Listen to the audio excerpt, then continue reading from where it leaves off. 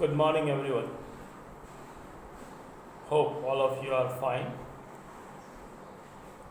and contributing your part in this crisis, lockdown, and attack of COVID 19. Stay home, stay safe, and in the meantime, as a student, you are required to take care of yourself as well as your studies. So, the first chapter I'm going to discuss with you is the solid state, 12th standard chemistry, chapter 1. You all know that solids are the states of matter. Actually, from your lower classes, you have learned that matter exists in three different states, that is, solid, liquid, and gas, and they can be differentiated easily on the basis of certain properties known to you. Now, what is solid? The basic thing which you know about solid is a state of matter and is different from the other states of matter in terms that it has rigidity, it has a definite shape, strong intermolecular forces, non-compressibility, and etc. Other than this, in 12th standard, you'll have to know certain things also, that solids can be differentiated into two different groups as per your course, and they are crystalline solids and amorphous solids. But before that, there is some question, because you know that science is nothing but inquisitiveness. So you must ask some questions like, why do some substances exist as solids? Or what are the general characteristics of the solids? Or how can solids can be classified, as I said, in amorphous and crystalline solid? Or how different solids are put to different uses on the basis of their properties? And how are the properties of the solids related to the structure of the solids? We have seen solids. Different structures are there. First one, why do some solids exist as solid? And the important answer is the intermolecular force, strong van der Waals force. Which are the forces existing among the constituent particles which try to keep the constituent particles close together? Intermolecular force. And solids have strong intermolecular force. Their molecules are closely packed. The second one, thermal energy. Thermal, you know, is heat. Energy possessed by the constituent particle due to temperature. This energy tries to keep the constituent particles apart as it tends to make them move faster. Because you know, heat causes the molecule to be moving. So, by answering these 2 points, like intermolecular force and thermal energy, we can say that existence of solids are solids because of this. Now, the general characteristics of the solids. What are the general characteristics? A solid can be easily differentiated on the basis that the constituent particles are closely packed, intermolecular distances are very small, molecule to molecule, atom to atom, ion to ion. The distance is very small, and so they are very close. They are compactly closed, and this is the reason why they are non-compressible. If you try some force to compress them, because they don't have spaces between molecules, between atoms, between ions, they can't be compressed easily. And they occupy a fixed position in the structure, and because of which the position cannot be changed, and because of which they are rigid. Now, as I said earlier, that solids can be classified into crystalline and amorphous solids. There must be some basis on which we can classify these two types of solids. Crystalline solids. All solid elements, metals and non-metals and compounds exist in this form. There may be some exceptions and we'll talk about them later on. Amorphous solids, the solids which are not considered to be as true solids, like you may have some doubt that whether glass is solid or rubber is solid. Okay, paint, pitch, tar, fused silica, plastics, polymers, whether they are solids or not, because they are little flexible, they can be remolded, like plastics can be remolded, modified. Okay, even polymers of high molecular masses, they are also amorphous in nature. Now, on what basis we say that a crystalline solid differs from an amorphous solid? The first and foremost one is the arrangement of their constituent particles.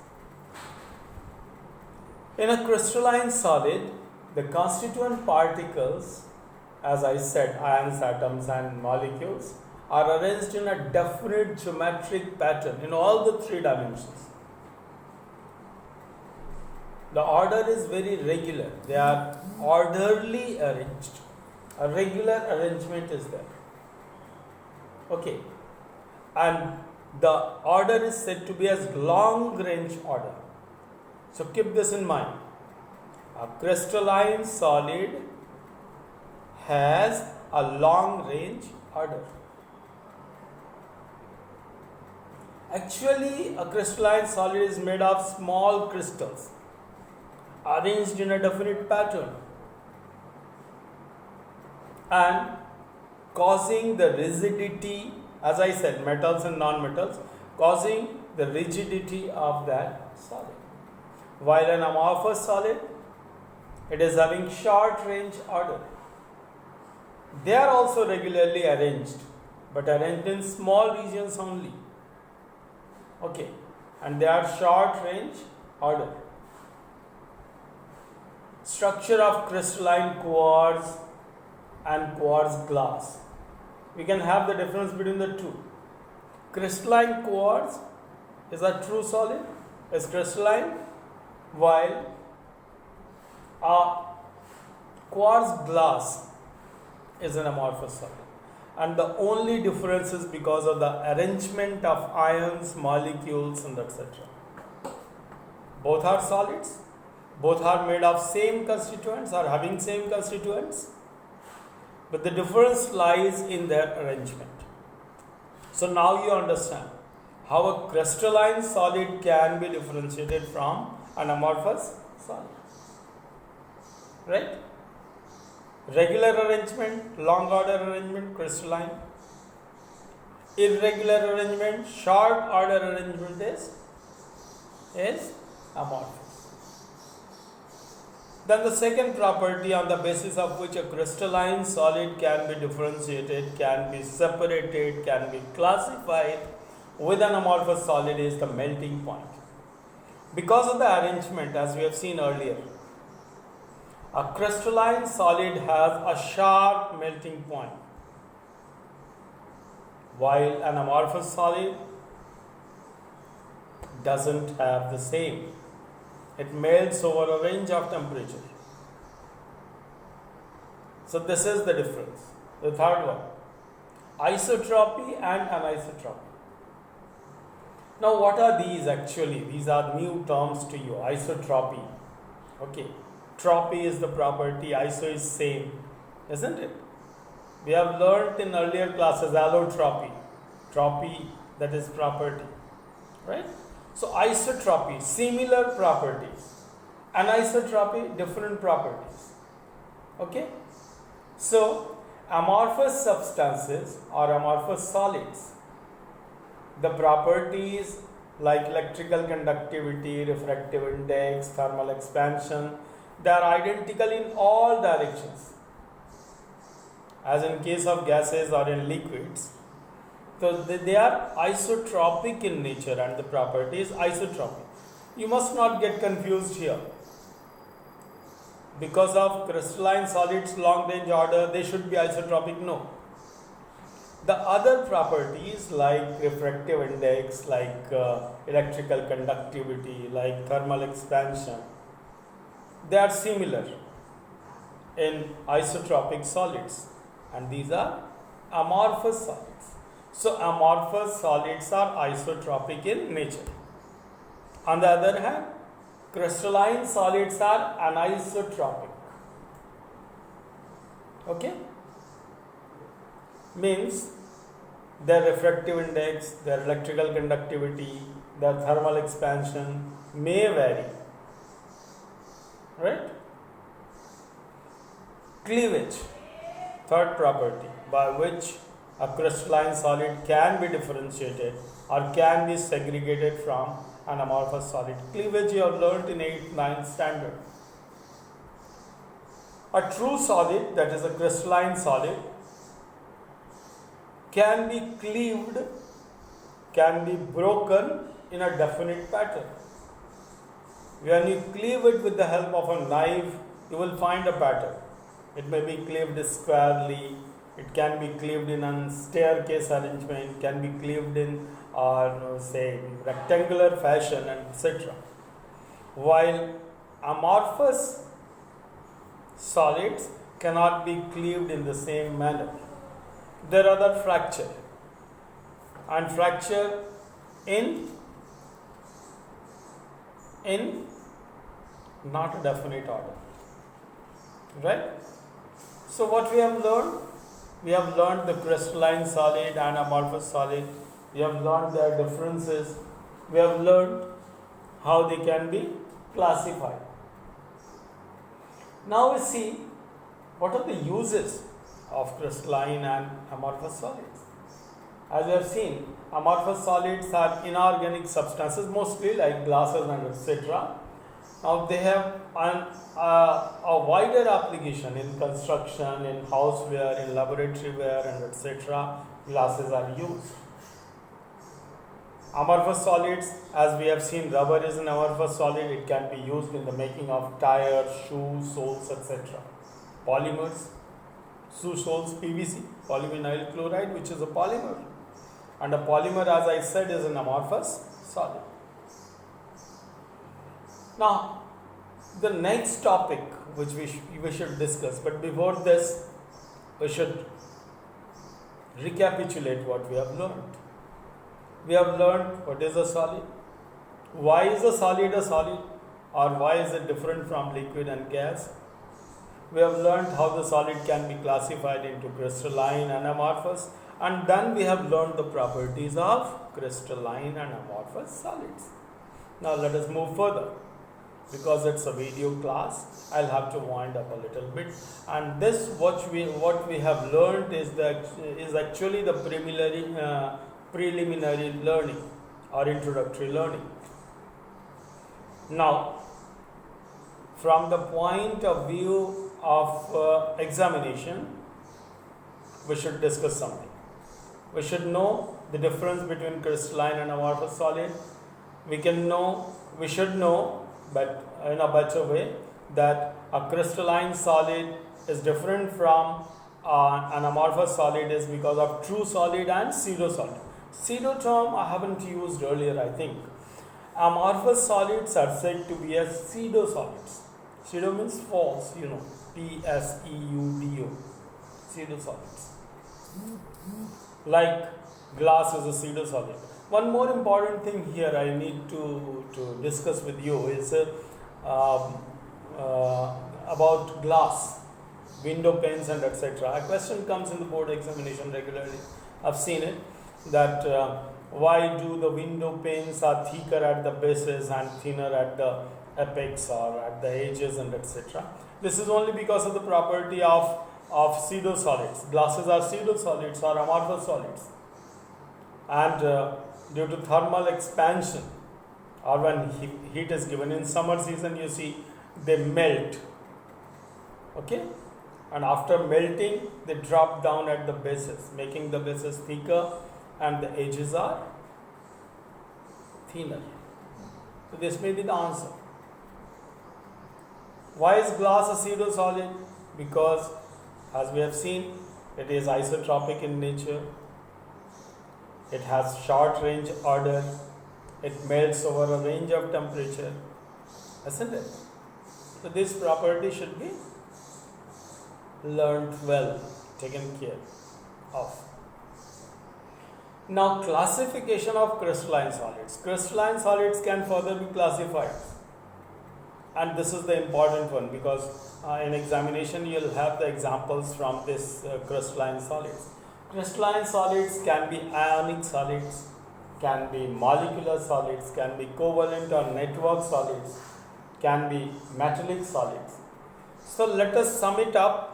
Crystalline solids can be differentiated or sub-classified into 4 different groups. Okay? Ionic solids,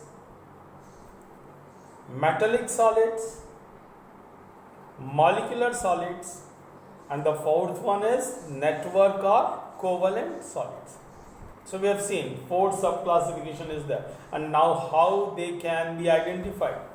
How can we say that a solid is ionic in nature? And you very well know from your 11th standard study that a solid substance on aqueous solution, if undergoes ionization, it may be called as ionic solid. Like sodium chloride, the common salt you use at homes, NaCl. If it is dissolved in water, it will be ionizing into Na positive and Cl negative. So, this is an ionic solid. NaCl is a crystal, isn't it? You have seen, ढेले देखे होंगे तुमने, the crumbs of NaCl or salt, table salt, is sold in the market. Okay, then their properties should also be discussed. Important characteristics of ionic solids, and what are they? They have strong electrostatic force. First one, important. Because of which they have high melting and boiling point. Very important. You must remind this all the time, that an ionic solid has electrostatic attraction or force of attraction among its constituent particles, and because of which the melting and boiling point is very high. Second one, they are electrically non-conducting in solid state. Like sodium chloride doesn't conduct electricity, but when dissolved in liquid, when they are made solution, they conduct electricity. So ionic solids are non-conductors in solid state, but in aqueous solution they can conduct electricity. And the third important one, because of this property, they are polar solvent. You have learned polarity in class 11. Developing charges at poles, positive and negative charge. So as we have seen, NaCl is ionic in nature, is having electrostatic force of attraction, is having say electrical conductivity in its aqueous solution. It is a polar substance, and because it is a polar substance, it dissolves in polar solvents and insoluble in non-polar solvents. Organic solvents are non-polar in nature. You have learnt in 11th standards. Next one,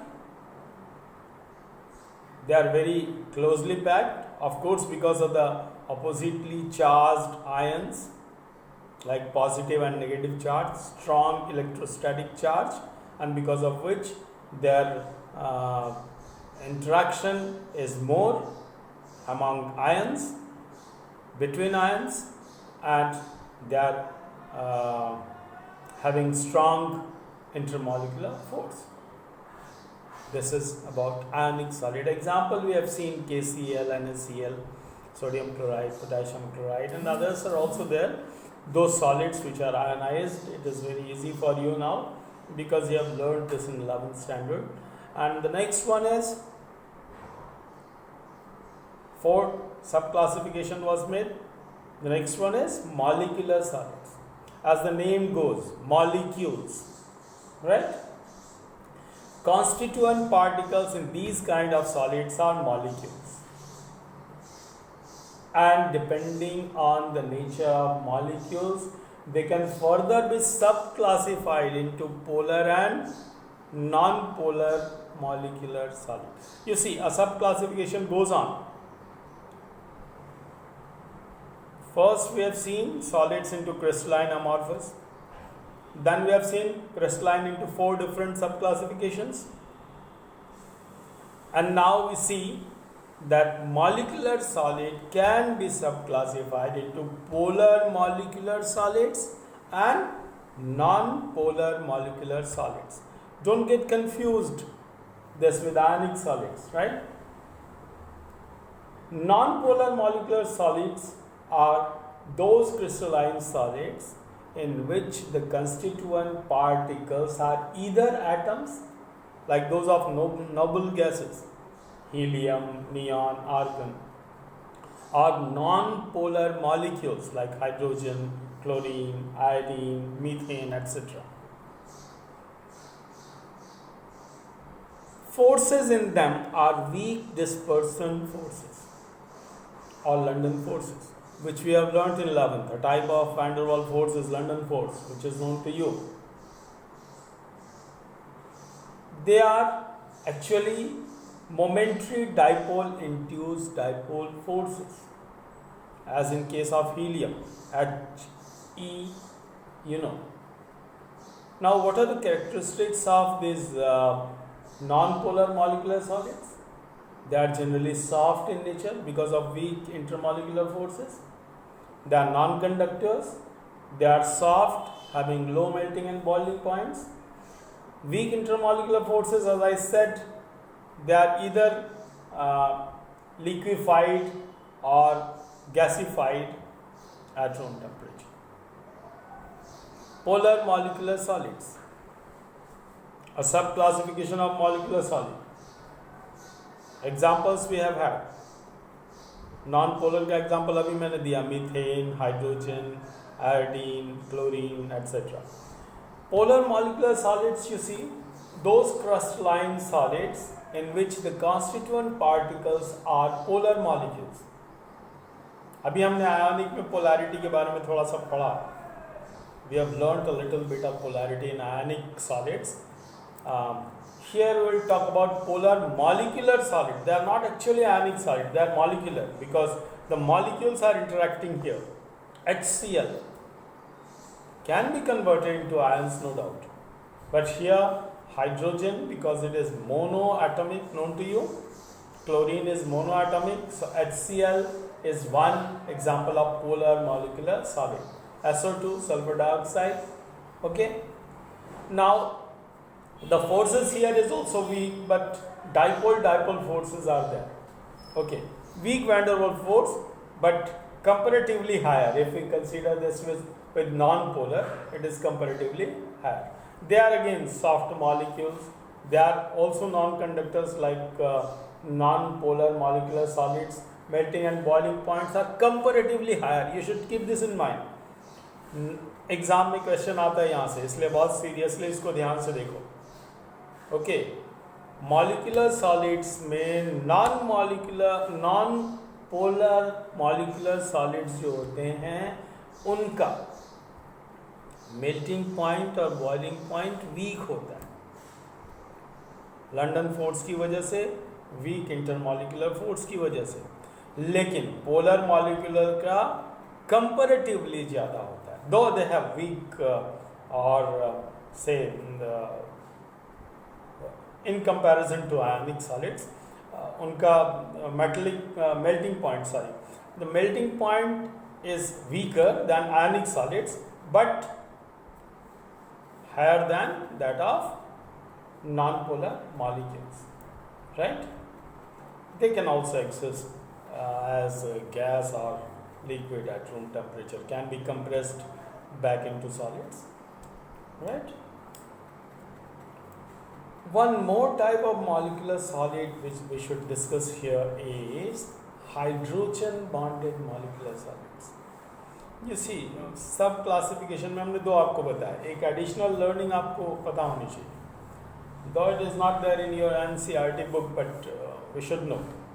Hydrogen bonded molecular solids, the constituent particles are such molecules having a linkage of hydrogen atom with this. And this is only because of the smaller sizes of the other molecules like fluorine, oxygen, nitrogen, as in case of H2O. H2O is what? It is a molecular solid because H2O is a molecule. H2O, water, it exists in solid also, ice, known to you. Okay? So, solid ice is also H2O. Oxygen is electronegative in nature as compared to hydrogen. Hydrogen is having hydrogen bond. H2O का structure आपने 11th standard में देखा है. We have seen this. So H2O is a hydrogen bonded molecular solid. NH3, ammonia is another example. Nitrogen is electronegative. आपको बताया था periodic table में as you move towards the right hand side you would find the electronegativity is high or electronegativity increases. So NH3, hydrogen bonded molecule, molecular solid ammonia. Some of their characteristics should be known to you, like they are volatile liquids. As you know, H2O is volatile in nature. You heat or you take the ice from your refrigerator above 0 degrees Celsius, it will be liquefied into water, and if you heat it further above 100 degrees Celsius, it will be gasified or it will be converted into gaseous substances, that is vapor. So, we have seen they are volatile liquids. Okay? They are non-conductors of electricity. Their melting and boiling points are generally higher than that of molecular solids, which we have learned earlier. So, आपको ये चीज़ें ध्यान में रखनी होंगी. You must understand about this, that hydrogen bonded molecular solid is a different class, though it is a subclass of molecular solid. The next one is covalent or network solids. By the name itself, you must be understanding something. Covalent solids or network solids. You have seen network.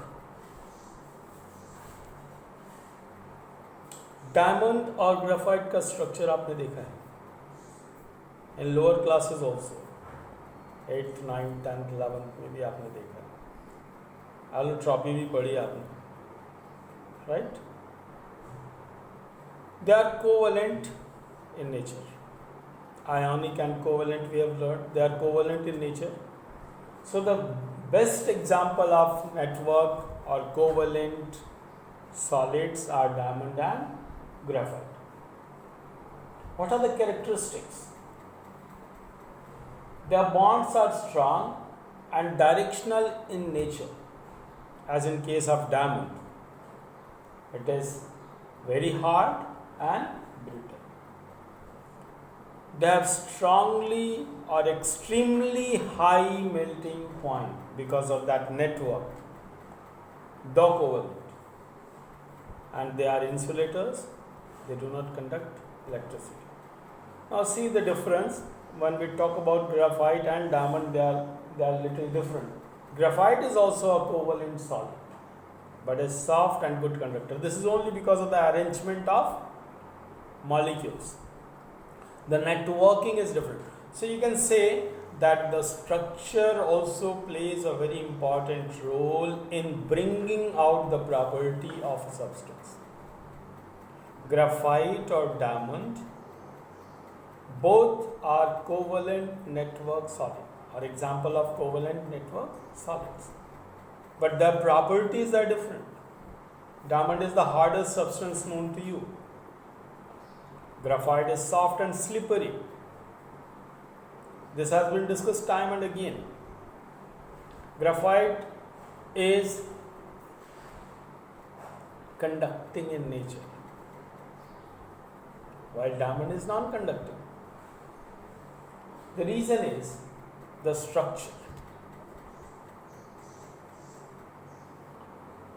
Then we'll talk about the next type of solid, the fourth type. Crystalline we have discussed 4 types. Ionic we have discussed. Molecular we have discussed. Covalent network we have discussed. And now the fourth one is metallic solids. All metals are metallic solids simply. Okay? They are bonded with metallic bond. 11 में पढ़ा है ना आपने? Forces that hold the metal ions together in the crystal is called a metallic bond. So all the metals. Now one more important thing should be known to you here. Metal atoms have low ionization energy and can easily lose their valence electron to leave behind positively charged ions. They are called kernels. Kernel, kernels. Metals, you know that because of their low ionization enthalpy. Ionization enthalpy तो याद होगा 11th में आपने पढ़ा है. Because of their, and because they are placed in the left hand side of the periodic table, they are having low. ये भी तो याद करने की चीज़ है. 11th में आपने पढ़ा था. Flow chart is there in your 11th standard book, where you have learned how the ionization enthalpy increases. What is the gradation of properties? What is the pattern? So you know the ionization enthalpy increases across the period, right? So metals, because they are placed mostly in the left hand side of the periodic table, they are said to be as having low ionization enthalpy. They can leave their electrons or lose their electrons very easily to become ions, positively charged particles. They are called kernels. These electrons can easily flow through the metal crystal like water. These kernels, these electrons flow through the metal crystal, and we can call it sea of free electrons. So these are some of the properties of metallic ions. And metal की जो property होती है, you can add to it like they are stronger, they are highly, they are malleable and ductile, you know, they are conducting in nature, right? They are sonorous and so on. These are the properties you can make. After this, we'll have some supplementary information because you people are also venturing for IITs and etc. We should know 2 other properties of solids, and they are isomorphism and polymorphism. Though it is beyond your course, but some supplementary reading is required. Isomorphism. Morphism is the property of form. Iso, same, again, poly, different meaning. So let us define isomorphism and polymorphism. You can write it. I'll be a little slow. When 2 or more crystalline solids having similar chemical properties, iso मैंने कहा भी, having similar chemical properties exist in the same crystalline form or structure, the property is said to be as isomorphism. I repeat it again. When 2 or more crystalline solids having similar chemical composition exist in the same crystalline form or structure, the property is called isomorphism. Example is sodium phosphate, Na3PO4, Na3SO4. These are two examples enough for you. Polymorphism, another property of crystalline solids. When a particular solid substance exists in more than one crystalline form, poly, many, अभी बताया ना, the property is called polymorphism. Morphiform, ism property, poly, many, property of existing in many forms. Easy. Calcium carbonate exists in calcite and aragonite.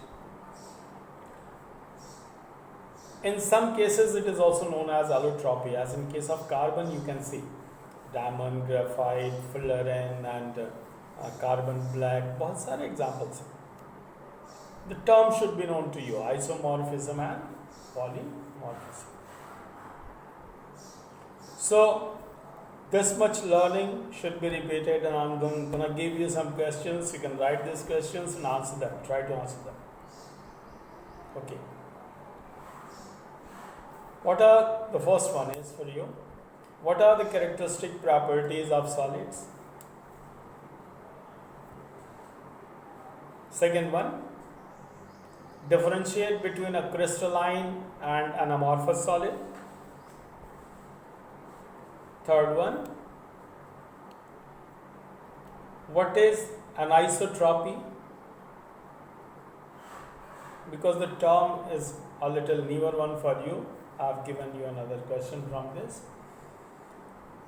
Give some examples of molecular, metallic, ionic, and network solids. Now, I remind you here that network solids or covalent solids are also called as non-ionic solids. तो अगर ऐसा भी कुछ आता है तो don't get confused. You can keep this in mind also. Similarly, and the next one is, what are kernels? And some say the understanding type of questions, analytical type of questions, जैसा मैंने discuss किया, एक आप लिख लीजिए, आपके book में भी है. Why is glass of window panes of very old buildings found to be thicker at the bottom than at the top, and why is it milky or translucent? Isn't it?